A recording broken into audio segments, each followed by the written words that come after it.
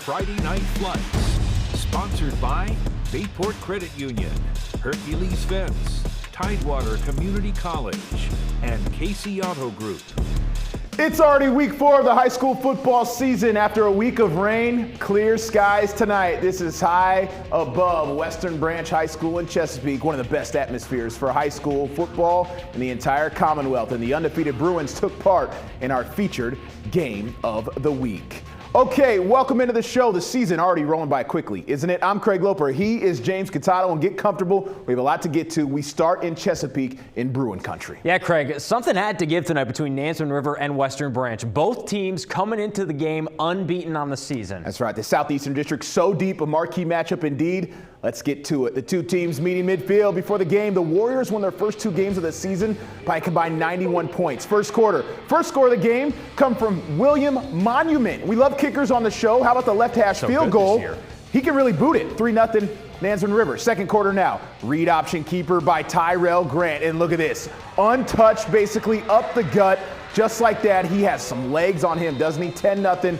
Warriors in front. Branch back with the ball. Their quarterback, David Ortel, made some really impressive plays tonight trying to keep his guys in it, running around, buying time. He can sling. The toss to Trey Miller for the chunk game, but the Bruins couldn't really get much going on offense. Later in the second quarter, Nansemond River in the red zone. Grant back to pass. Keontae Bumpers, where are you at? The tight spiral, that's a dot. Made it 17-0. Warriors go on to win big tonight in Chesapeake. All right, game of the night at the beach. 2-0 Salem on the road against 2-1 Bayside. No Landon Curls for the Sun Devils tonight. Oh, okay. QB injured from last week. Third quarter, Marlins up 6. Cam Kirby to Breon Hardnett into the end zone. Touchdown. That made it 27 Bayside. Salem answers back, though. We know they have a very deep running back room, Craig. Yeah, right. The one who gets the handoff, Christian Henry, gets in there for 6, makes it a 1-possession game. Salem fans having something to be a little bit excited about. The cheerleaders kind of getting into it too. Good atmosphere out there. Next Marlins drive, it's going to be the connection that was clicking all night. Kirby to Hardnett, over the middle again, puts Bayside up 2 scores. Salem cut the deficit to 6 again. Late in the 4th, this was the drive to stay alive and potentially win the game. Picked off by Jair Collins. He had 2 picks on the night. He's a freshman. Wow. Bayside had 5 interceptions tonight. They win 34-21.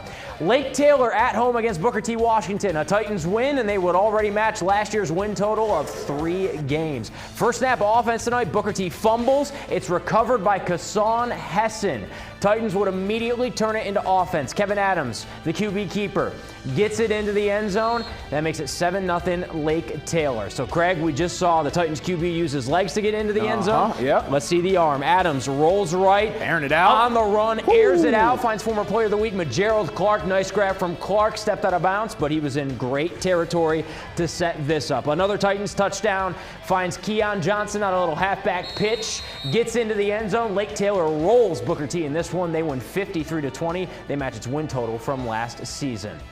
Back to the beach where everybody is chasing green run. The Stallions are 3-0 so far this season. They've outscored their opponents 166-10. Yeah, the Stallions also have a 46-game beach winning district streak, or beach district winning streak. You get what I'm saying. Tonight at home against Cox, 2-1 Cox. First quarter, a green run at their own 20 after a punt. Luke Ashcraft, isn't that the Packers tight end? Don't they got a guy named Ashcraft? Finds his running back Tristan Williams on the lateral, and he's got all the space in the world. There he goes. Is that Pitbull right there? Yeah. 80 yards to the house. Untouched. Green run always got a lot of speed, don't they? Stallions go up 7-0.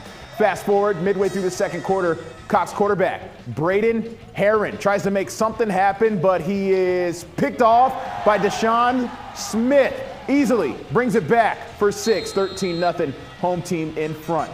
And then Stallions pressured Herron all night. This is Cameron Johnson collecting his 3rd sack of the game. Huge day on him for defense. Now, late in the first half, green run threatening Ashcraft. The transfer from Kellam finds Xavion Cleveland. And Cleveland into the end zone. He'd be flagged for excessive celebration. Doesn't matter. Stallions sort of win a close one, I guess, 20-7. Staying at the beach, a showdown between a couple of 1-1 teams. Kellam at Ocean Lakes. Late third quarter, Kellam quarterback Mason Roach able to find Aaron Smith in the end zone for 6. Heck of a catch. That would put Kellam up 21-14. Now to the fourth quarter, the Dolphins respond. Look at this Dolphins offense here. Able to shake off some tackles down the sideline. Gets in for the long touchdown. And we got a tie game at 21 apiece. But Kellam responds almost immediately. Watch as Roach and Smith hook up again. Smith turns on the burner. There he goes. For the score. Knights up 28-21. The Dolphins mounting a comeback. Watch this. The wide receiver, the Dolphins, the high-powered offense. They are for the big game moments. Gets this one. Time running out. At the 1 yard line. He's out at the 1, James. Dolphins come up to the line. They tried to get a play off, no huddle. But time expired. Time expired. There we go. Kellam. Beach District rivalry game comes down to the very end. A lot of frustration there. 28-21 Kellam. All right, here we go. Look at the view. Oh, other scores to get to. Tallwood over First Colonial. Lansdowne big over Princess Anne tonight. And look at the view of Kings Fork High School in Suffolk. Everything you want in high school football, right? Great fan support, great lights, beautiful field, and a very good football team. You could argue that Kings Fork has the win of the year so far after the Bulldogs win over Maryland Power. Why? That's right. Coach Anthony Joffrion's team taking on Great Bridge from Chesapeake tonight. Let's go to the ground for the highlights. Kings Fork looking to maintain that unbeaten record. We're in the first quarter. DeAndre Artis-Boone, been calling his name for years now, hands it off to Isaiah Gilliam. Short little 1 yard touchdown run like Javon Ford used to do it, right? Bulldogs go up 7-0. Second quarter, Great Bridge response. Look at the quarterback, William Engler. Gonna break free, tuck it, run it, keeps it himself, finds the end zone.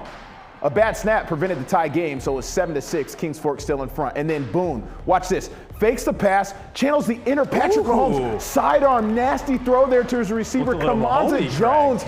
Yeah, and Jones with the big chunk gain. The drive ends up with Boone finding Anthony Henderson Jr. He's in the back of the end zone. Impressive grab. Had to go up and get it. Kings Fork, that made it 14-6. They go on to roll 56-14 to move to 3-0 on the season. To Chesapeake, Deep Creek playing host to Hickory. Hornets lead 34-24 when we showed up. Let's go to the fourth quarter. Deep Creek quarterback Dejon Taylor finds Najee James, who reverses direction. Finds an open lane to the outside for a chunk gainer of yards. The drive would continue. Taylor hands it off to receiver Mike Jones, finds a crease for a huge pickup of yardage, almost breaking away to score here. Almost. Chase him down, though, former player of the week. Evan White, there he right? goes. The Hornets would fumble, and then the Hawks would fumble as well, giving the ball right back to Deep Creek. Jones capitalizes the turnover, runs the ball all the way to the 1 yard line, and the very next play, James would take it in himself. Deep Creek would go on to win this one 41-24. I was there for this one, an all-Portsmouth showdown. Norcom making the cross trip to Manor. Norcom was leading 19-8 to start the second half. Handoff to Carlick Franklin, the chunk run to get into the end zone. Look at this, makes a cut. And I'm sorry, just short of the end zone. He was running hard tonight. He sets himself up, though. A few plays later, he punches it in, and he's somewhere in this pile. I swear he is. Just bodies after bodies just piled up. 26-8 at that point in the third. Then, a little later, Norcom on defense. Manor trying to get something going. They create some pressure. Watch Jonathan Weaver of the Greyhounds come up with a leaping interception. He goes the other way. A lot of green grass. An impressive play. It was called back. There was a block in the back on the return. No problem, though. Norcom goes across town in Portsmouth and earns the 38-8 win. And still to come on Friday Night Flights, we turn our attention to action from the Bay Rivers and Peninsula districts. That and more next on Friday Night Flights.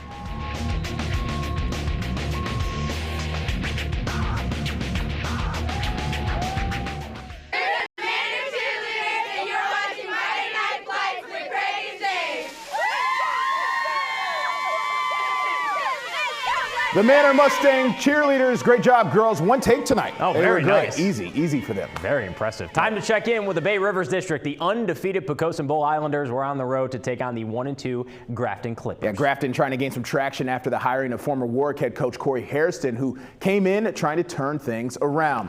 Beginning of the first quarter, Poquoson's down 10-2. Ball gets handed off to Austin Conley, and look at this. Conley dropping a defender on the nasty cut right there, punches it into the end zone. No problem. First score of the night for Poquoson. Fast forward to the second quarter.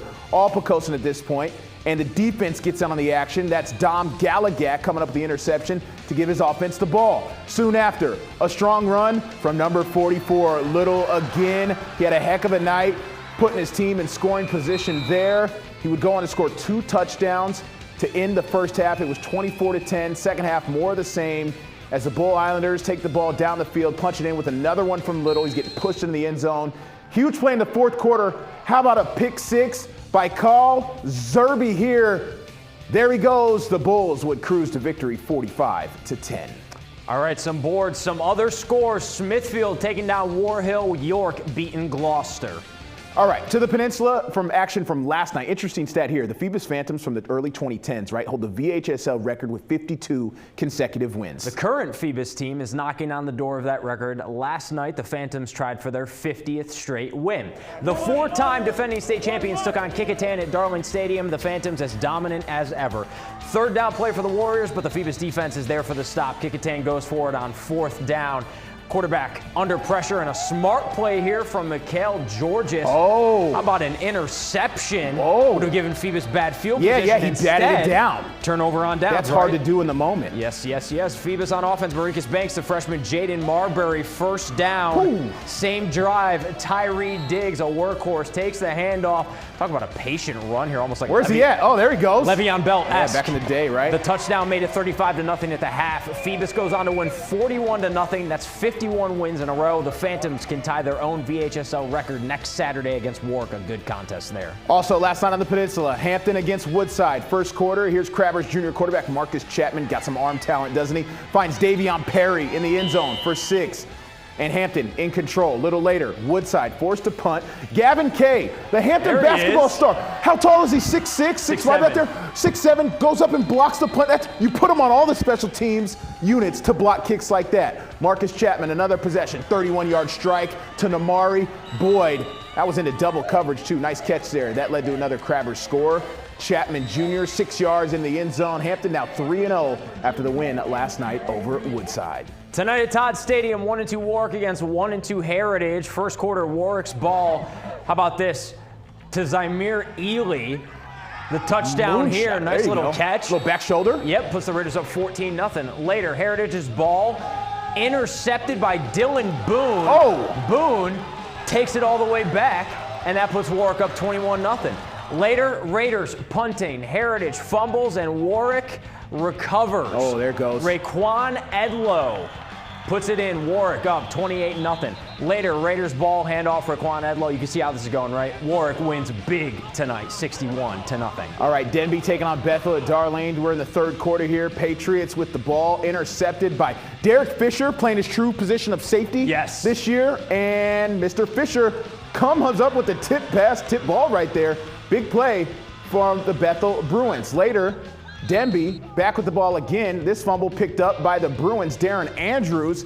And Andrews, aware, it pops out of there. Scoop and score. They call that a country ball, James. Okay. Country ball, it's open on the grass. You know, you pick it up, run it back. City ball, you just dive on it. That was a college football thing I learned back in the day. 40-7, and then handoff to Amari Preer, and Preer, we know he does this. Man. 60 yards later to the end zone. Bethel wins big, 54-15.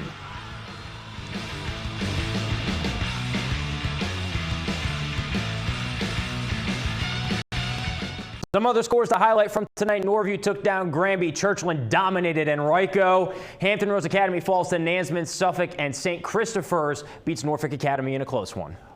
Also, North Cross wins and Catholic beats Isle of Wight. All right, game of the week tomorrow. Talk about two perennial playoff teams squaring off in Chesapeake. Indian River against Oscar Smith. The Braves made it to the Class 5A region final. The Tigers are the reigning Class 6 state champs. There's been some wild finishes between these two schools in recent years. Should be a good one tomorrow. We got Lonnie Andrews taking on Lord Malik Hiru. Yeah. Lord went to Oscar Smith Middle. There's a lot going on. Oh, they know him. They know him.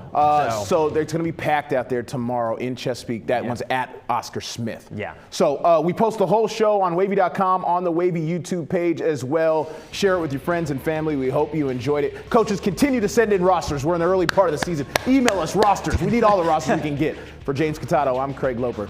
Have a good night.